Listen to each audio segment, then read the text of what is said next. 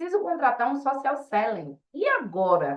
Seja bem-vinda a mais um vídeo aqui do canal. Se você está pela primeira vez assistindo o nosso conteúdo, eu me chamo Jéssica Adocum, eu sou advogada de empresas, sócia do Adocum e Fernandes Advocacia, e semanalmente a gente traz conteúdos a partir das soluções que a gente oferece e que nossos clientes trazem de dúvida, de demanda em nosso escritório. Por isso aqui a gente decide compartilhar aqui com vocês, porque ao longo desses mais de 10 anos, atuando com empresários, a gente já percebeu que nem sempre o empresário erra porque quer ou porque eventualmente quer extrair algum benefício sobre o colaborador, sobre o parceiro que ele tem. Muitos empresários e empreendedores erram por desconhecimento. E como aqui ninguém quer cometer erros constantes, já se inscreve no canal, clica aqui no sininho para se manter informado. Preciso contratar um social selling. E agora? Como você já deve saber, o social selling é aquele profissional que fica logado no perfil do expert, do infoprodutor, para criar relacionamento com os potenciais clientes. Então, em regra, ele vai fazer algum tipo de comentário, vai responder enquetes, vai engajar com a audiência que já está no perfil e que chega no perfil. Então, todo mundo que produz conteúdo, pelo menos deveria ter esse profissional plugado no perfil.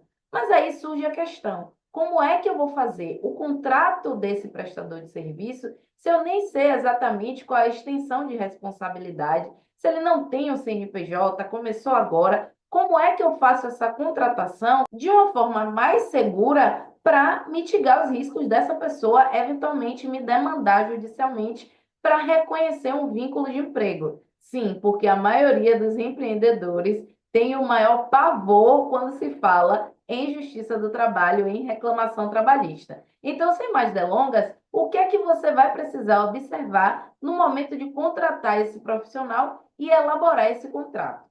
A gente precisa observar o que é que fala a CLT, a Consolidação das Leis do Trabalho, sobre o reconhecimento de vínculo de emprego. Ou seja, quando um trabalhador tem reconhecido que ali a função que ele exercia, o trabalho que ele desenvolvia numa empresa, era um vínculo de emprego. No artigo 3º da CLT, ela traz alguns requisitos para a configuração desse vínculo de emprego. São 5 requisitos que devem ser preenchidos. Quais são, então, esses 5 requisitos? São eles: onerosidade, subordinação, não eventualidade, serviço prestado por pessoa física e pessoalidade.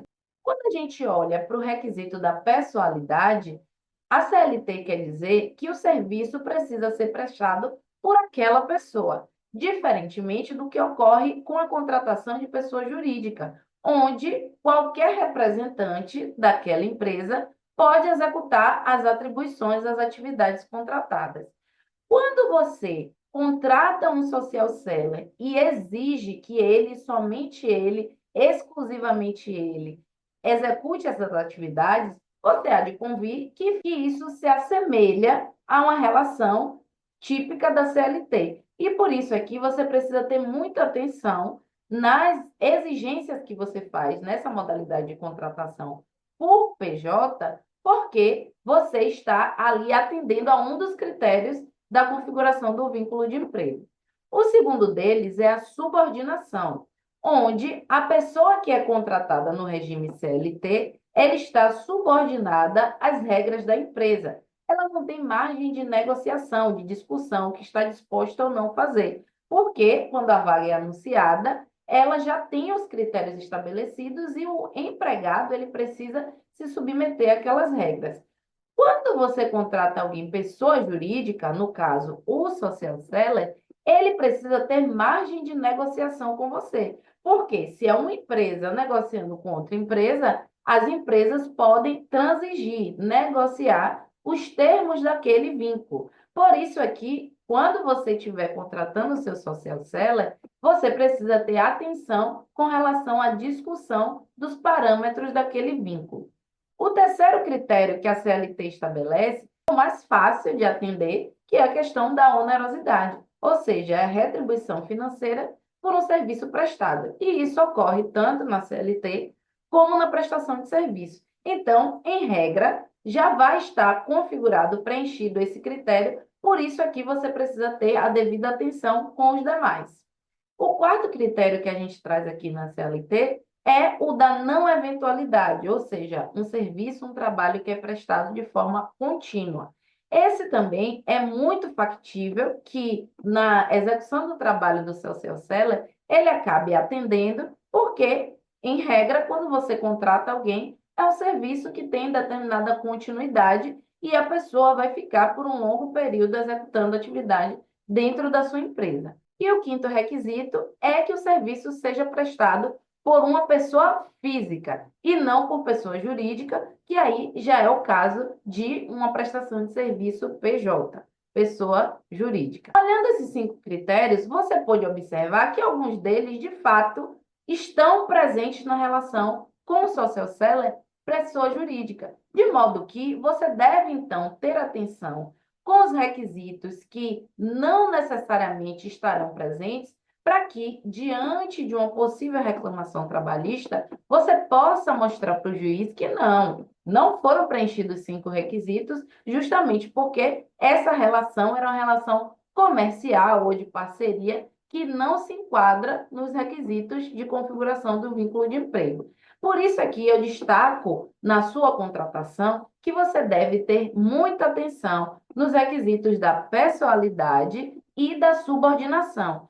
Porque se eles dois não tiverem configurados dentro do vínculo que você está estabelecendo com esse prestador de serviço, quando o eventual juiz estiver apreciando a sua demanda, ele vai deixar de reconhecer o vínculo. Então, vamos observar como você pode deixar de configurar os requisitos da pessoalidade e da subordinação dentro da sua relação com o seu social seller. No campo da pessoalidade, como você não quer configurar vínculo de emprego, o que é que você precisa fazer? Tratar uma pessoa jurídica, uma empresa, como de fato o seu social seller é naquele momento, como de fato você trata qualquer empresa. Quando você contrata, por exemplo, um serviço de manutenção de ar-condicionado, faz diferença para a sua empresa se quem for lá, o profissional que for lá fazer a manutenção, seja João, Ricardo, Tereza, Tiago, não faz diferença, porque o que você quer é a entrega, é o serviço que está sendo prestado. Pega esse mesmo raciocínio e traz para a sua relação com aquela pessoa jurídica que está te prestando serviço de social seller. Se em dado momento quem estiver na operação daquele serviço não for a pessoa que normalmente está naquela atribuição, você não deve se queixar, não deve reclamar, porque você tem noção de que quem está executando é uma empresa. E nessa condição, a empresa, a cada dia, pode colocar alguém no desempenho daquelas atribuições.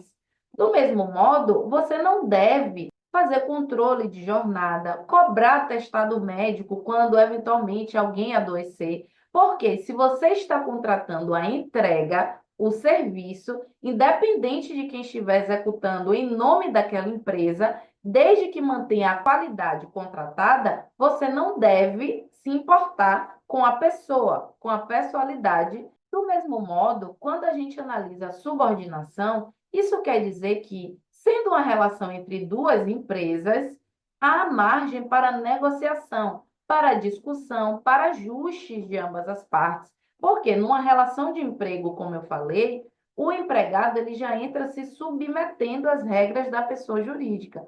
Contudo, como aqui, contratando o social seller PJ, você não está impondo regras e sim negociando uma prestação de serviço, esse social seller, que é uma empresa, também precisa ter margem para discutir e negociar com você.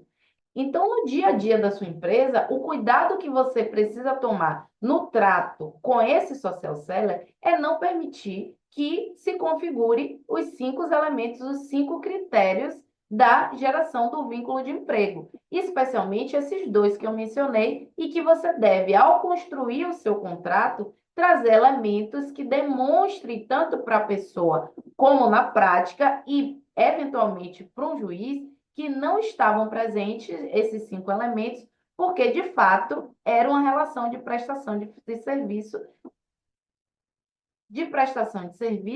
entre duas pessoas jurídicas, entre duas empresas. Ciente de todos esses requisitos, agora mãos à obra. Se você tem domínio da legislação e consegue redigir o seu contrato, estabelecendo todas as atividades que aquela pessoa vai executar, além disso, as obrigações, penalidades, responsabilidades, inclusive legais, que o desempenho daquelas atividades pode trazer, levando em conta também o Marco Civil da Internet, a LGPD, o prazo que eventualmente você pode estabelecer para aquele vínculo com o prestador de serviço, você já consegue trazer uma boa proteção para a relação que você está desenvolvendo com aquela pessoa.